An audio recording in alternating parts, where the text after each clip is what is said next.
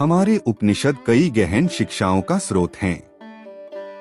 अक्सर 4 महान महावाक्यों को उनमें मौजूद सभी ज्ञान के सारांश के रूप में देखा जाता है।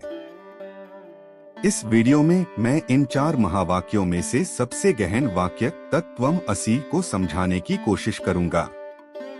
सरल शब्दों में तत्त्वम् असि का अर्थ है आप वही हैं। लेकिन वह कौन है या क्या है?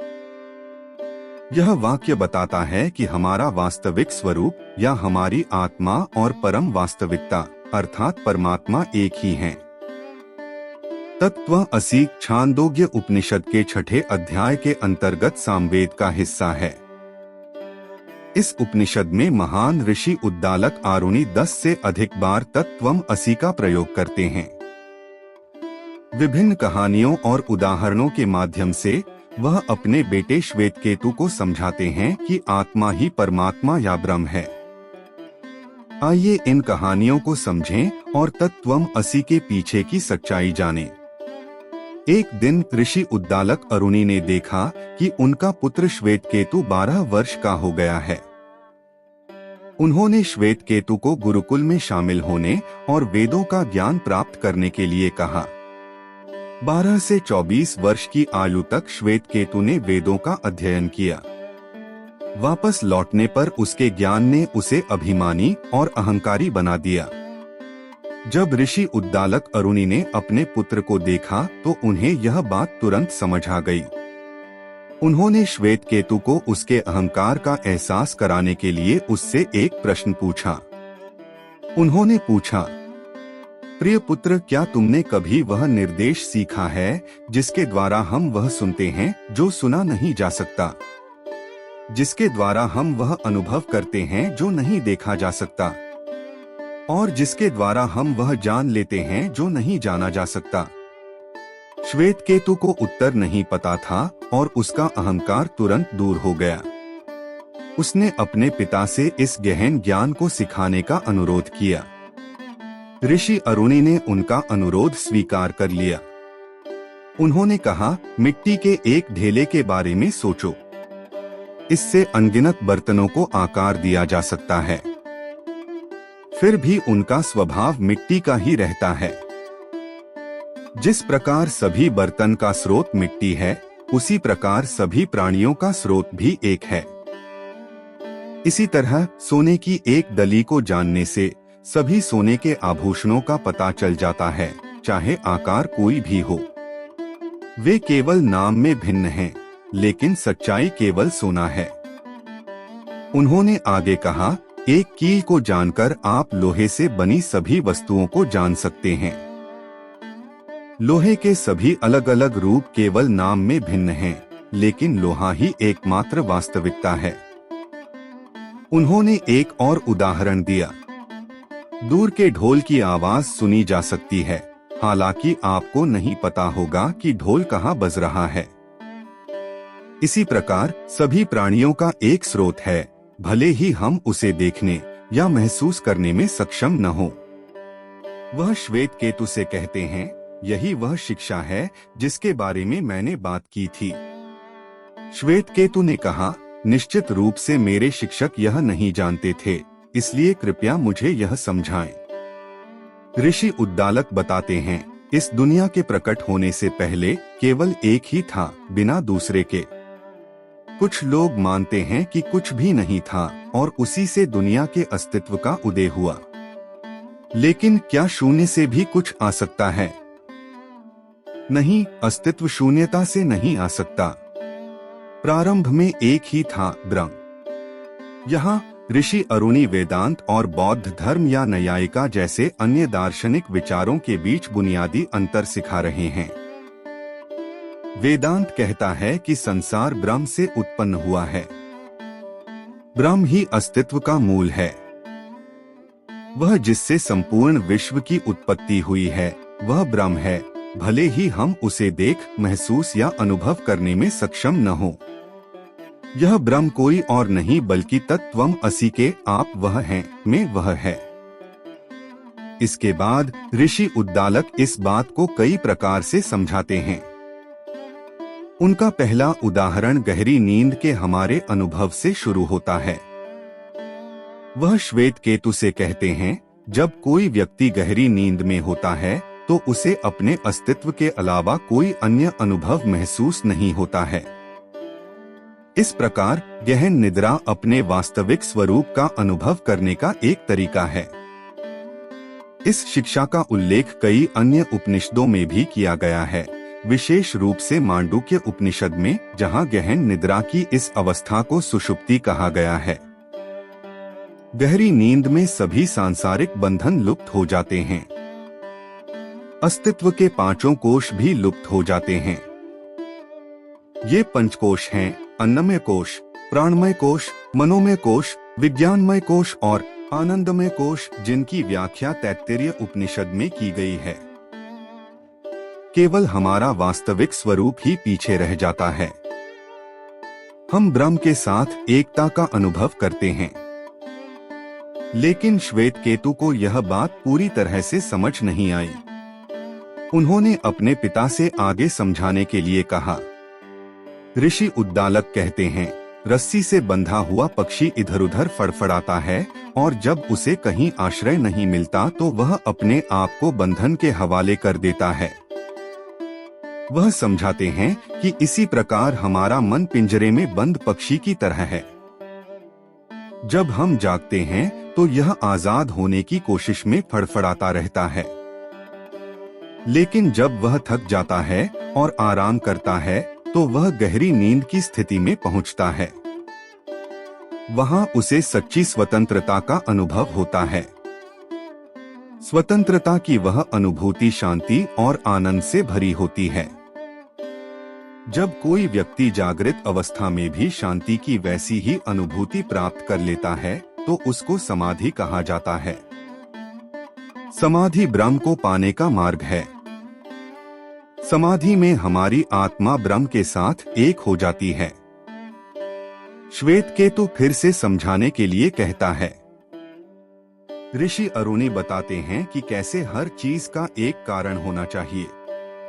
वह कहते हैं, जब कोई व्यक्ति भूखा होता है तो वह जो भोजन खाता है वह भोजन जल से उत्पन्न होता है।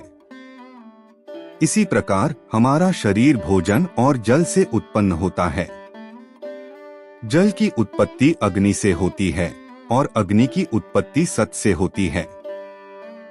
यहाँ संस्कृत शब्द सत का अर्थ है अस्तित्व। ब्रह्म को सच्चिदानंद कहा गया है, जिसे हम इंग्लिश में एग्जिस्टेंस, कॉन्शियसनेस और ब्लिस के रूप में समझ सकते हैं। ऋषि उद्दालक आगे बताते हैं कि हमारी आत्मा ही ब्रह्म है। वह कहते हैं, जो सभी स्रोतों में सबसे सूक्ष्म है वह आत्मा है। आत्मा ही ब्रह्म है और तुम वही हो, हे श्वेत केतु। अर्थात संस्कृत में वह उसे समझाते हैं, तत्त्वम् असि। श्वेत केतु अपने पिता से फिर से समझाने के लिए कहता है। ऋषि उद्दालक एक और उदाहरण देते हैं। वह कहते हैं, आप मधुमक्खियों को विभिन्न स्थानों पर घूमते हुए देखते हैं। वे कई अलग अलग पेड़ों से पराग इकट्ठा करते हैं और शहद बनाने के लिए उन्हें एक साथ रखते हैं। एक बार शहद बन जाने के बाद क्या आप यह पहचान सकते हैं कि शहद की कौन सी बूंद किस फूल से आई है? जिस प्रकार उत्पादित शहद में कोई भेद नहीं होता, उसी प्रकार जब सभी प्राणी वापस ब्रह्म में विलीन हो जाते हैं तो उनके बीच कोई भेद नहीं रहता। वे सब एक ही हैं। यह एकता ही एकमात्र सत्य है और आप स्वयं उस आत्मा के अलावा और कुछ नहीं हैं। इस प्रकार एक बार फिर वह श्वेत केतु को तत्त्वम् असि के सत्य को पहचानने के लिए प्रोत्साहित करते हैं। लेकिन श्वेत केतु अपने पिता से फिर से समझाने के लिए कहता है। वह आगे कहते हैं, जो पूर्व की नदियां हैं वे पूर्व की ओर बहती हैं और जो पश्चिम की हैं वे पश्चिम की ओर बहती हैं। समुद्र से उठकर वे वापस उसी में चले जाते हैं और उसके साथ एक हो जाते हैं। जिस तरह समुद्र में पहुंचने पर उन्हें अपनी अलग अलग पहचान नहीं रह जाती, उसी तरह जब आत्मा ब्रह्म में विलीन हो जाती है तो उनमें कोई अंतर नहीं रह जाता। एक बार फिर तत्त्वम् असि का संदेश दोहराते हुए कहते हैं, वह ब्रह्म ही एकमात्र सत्य है और आप वही हैं। श्वेतकेतु अपने पिता से फिर से समझाने के लिए कहता है। ऋषि उद्दालक आगे कहते हैं, अगर कोई किसी बड़े पेड़ पर चोट करता है तो वह तब तक जीवित रहेगा जब तक उसकी आत्मा मौजूद रहेगी, परंतु यदि आत्मा किसी वृक्ष की शाखा को छोड़ दे तो वह शाखा सूख कर मर जाती है। यदि आत्मा पूरे वृक्ष को छोड़ दे तो सारा वृक्ष नष्ट हो जाएगा। उसी प्रकार जब आत्मा हमारे शरीर से निकल जाती है तो हमारा शरीर भी मर जाता है, लेकिन हमारी आत्मा कभी नहीं मरती और वह आत्मा ही आप हैं, यह शरीर नहीं। एक बार फिर ऋषि तत्त्वम् असि दोहराते हैं। श्वेतकेतु अपने पिता से फिर से समझाने के लिए कहता है। ऋषि उद्दालक श्वेतकेतु को बरगद के पेड़ से एक फल लाने और उसे तोड़ने के लिए कहते हैं। ऋषि पूछते हैं, तुम्हें अंदर क्या दिख रहा है? जब श्वेतकेतु उत्तर देता है कि उसे कुछ छोटे बीज दिखाई देते हैं तो ऋषि उद्दालक उससे बीज भी तोड़ने के लिए कहते हैं। वह पूछते हैं, तुम अंदर क्या देख रहे हो? श्वेतकेतु कहते हैं, कुछ नहीं। फिर वह बताते हैं, तुमने उस बीज का सूक्ष्मतम भाग नहीं देखा, लेकिन उस सूक्ष्मतम भाग में एक विशाल बरगद का पेड़ छिपा हुआ है। इस भाग को देखा नहीं जा सकता, फिर भी इसके बिना कोई जीवन नहीं है और यह भाग ही एकमात्र सत्य और आपका वास्तविक स्वरूप है। एक बार फिर ऋषि ने तत्त्वम् असि पर जोर दिया। श्वेतकेतु अपने पिता से फिर से समझाने के लिए कहता है। ऋषि उद्दालक एक और उदाहरण देते हैं। वह श्वेतकेतु को पानी में नमक मिलाकर दूर रखने के लिए कहते हैं। अगले दिन वह श्वेतकेतु से नमक वापस लाने के लिए कहते हैं। जब वह नहीं कर सका तो ऋषि ने उसे पानी का स्वाद लेने के लिए कहा, जो अब खारा हो गया है। उन्होंने समझाया, इसका मतलब यह है कि भले ही नमक कहीं दिखाई न दे, लेकिन वह मौजूद है। वह बताते हैं कि आत्मा या ब्रह्म नमक की तरह है। यह एकमात्र सत्य और आपका वास्तविक स्वरूप है, अर्थात तत्त्वम् असि। वह एक और उदाहरण देते हैं। जब किसी व्यक्ति को किसी देश से आंखों पर पट्टी बांधकर लाया जाता है और एक सुनसान जगह पर छोड़ दिया जाता है तो उसे घर का रास्ता नहीं मिल पाता है। लेकिन जब कोई उस व्यक्ति की आंखों से पट्टी हटाकर उसे बताए कि उसे किस दिशा में जाना है तो वह अपनी मंजिल तक पहुंच जाएगा। उसी प्रकार जिस व्यक्ति को अच्छा गुरु मिलता है उसे ज्ञान की प्राप्ति होती है। उसके बाद उसे केवल अपने गुरु द्वारा दिखाए गए मार्ग पर चलने की आवश्यकता है।